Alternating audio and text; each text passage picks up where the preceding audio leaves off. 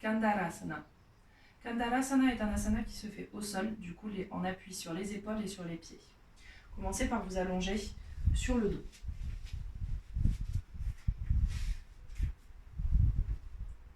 Hop. Allongé sur le dos, les bras le long du corps, les pieds en contact avec le sol.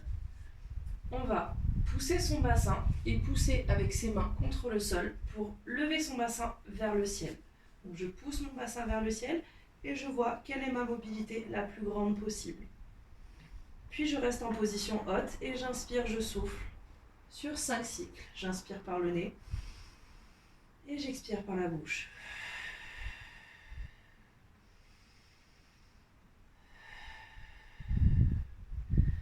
Puis je repose les fesses et je saisis mes genoux pour les porter à ma poitrine pour détendre les muscles et récupérer. Je peux également effectuer des cercles autour de mon sacrum. Quelques cercles dans un sens, entre 3 et 5, et quelques cercles dans l'autre sens. Puis je repose mes pieds, donc au sol, mes mains au sol. Je repousse de nouveau mon bassin vers le ciel. Et cette fois, je vais venir loger mes mains juste au-dessus de mes fesses. Chercher à rapprocher mes coudes l'un de l'autre. Donc mes coudes doivent être dans la longueur du cou de mes épaules. Et je vais pousser mon bassin bien vers le haut pour chercher à amener mes genoux dans cette direction et non dans cette direction. Donc mes pieds ne doivent pas être comme ceci, mais comme ceci. Je vais donc pousser avec mes quadriceps vers là. Hop. Je pousse donc vers le haut avec mes mains et vers ma tête avec mes quadriceps. Et je reste 5 cycles de respiration minimum. Sur cette posture, je cherche à ouvrir le chakra du cœur et le chakra de la gorge. Je me focus donc au niveau de ma cage thoracique et au niveau de ma gorge, surtout tout au long de la posture. 5 cycles de respiration, puis je peux reposer mes fesses et repartir pour un petit cycle de récupération et de relâchement au niveau du bas du dos en ramenant mes genoux à ma poitrine.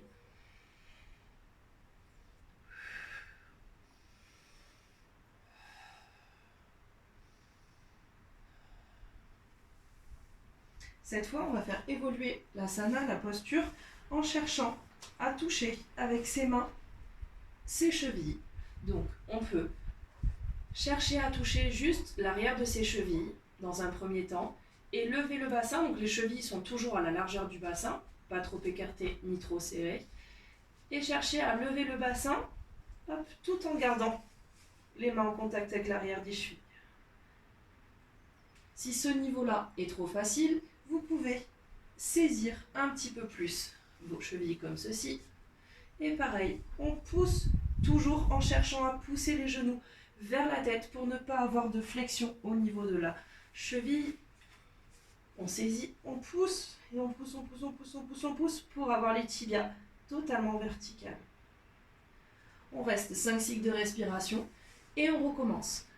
Pour ceux pour qui c'est encore trop simple, on peut complètement accrocher du coup ses mains. Donc sur ses chevilles, en crochet, les talons vont être en contact avec les fesses et là on va rouler sur ses épaules pour monter le bassin le plus haut possible.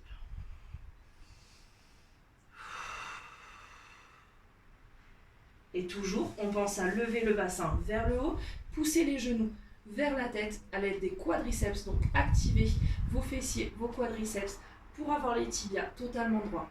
Pour ceux pour qui c'est plus difficile et qu'ils n'arrivent pas à toucher leurs chevilles, dans ces cas-là, on va utiliser une sangle que l'on va faire passer au niveau des chevilles et on va prendre la longueur nécessaire dont on a besoin, par exemple comme ceci, pour pouvoir lever le bassin en ayant l'appui et la tension au niveau des mains.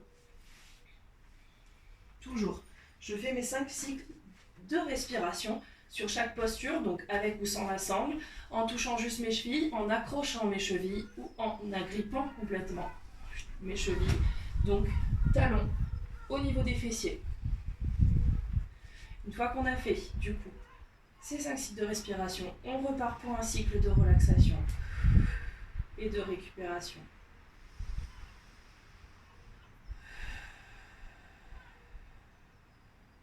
On peut également étirer un petit peu la nuque, comme ceci,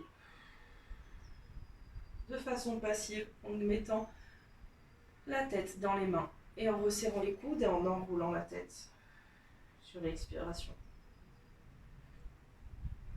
Dernière étape, au niveau de Kandalasana, je vais donc aller à mon niveau le plus haut au niveau du bassin en essayant de garder ma distance la plus proche de mes chevilles.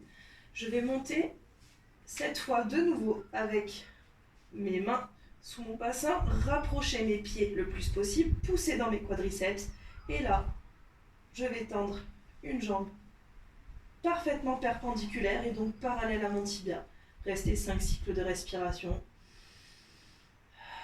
Puis redescendre et repartir de l'autre jambe. Pensez bien à resserrer vos coudes. Les coudes doivent être toujours dans l'alignement des épaules. Je me focus sur mon chakra du cœur et sur la gorge. Puis je récupère 5 cycles de respiration de chaque côté.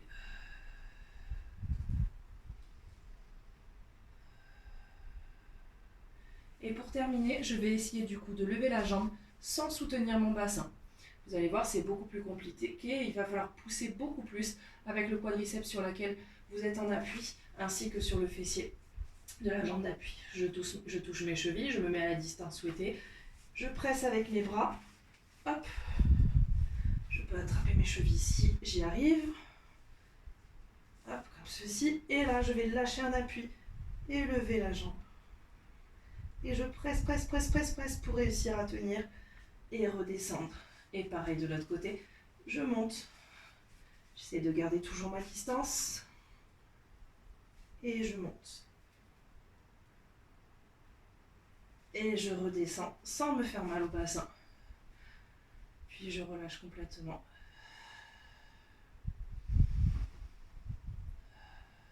Puis je bascule un petit peu d'avant en arrière, doucement.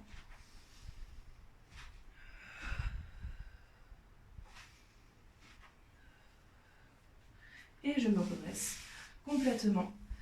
Kandalasana est achevé et vous pouvez du coup vous relaxer complètement.